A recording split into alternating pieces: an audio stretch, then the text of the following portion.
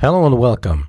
In this brief tips and tricks video, I'm going to show you how you can access the material requirements list in Beas work orders.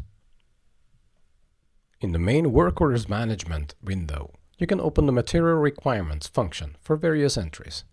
First of all, open it for one work order by right-clicking its header and selecting the material requirements function. Second, you can do the same, that is, right-clicking the work order position and select the function. Third, you can mark any number of work orders and/or work order positions and display the material requirements in the similar fashion. The material requirement list then will show the relevant work order and position-related information for all selected entries.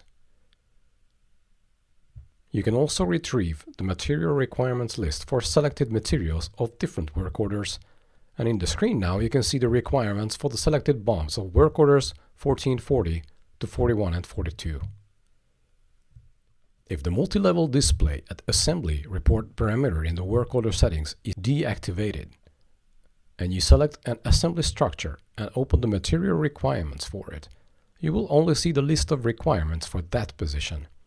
Accordingly, although having a structure of sub-assemblies, the material requirements list for assembly number 10 only displays here the requirements for the main assembly.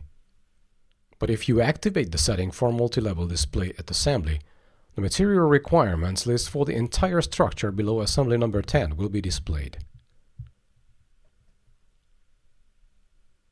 You can access the material requirements list from the right-click menu of Work Orders tab, the Work Order list, and Assembly tabs. Also, in the Work Order editing window, the Work Order position editing window, and from the BOM list as well. Thank you very much, and please stay tuned for our upcoming videos.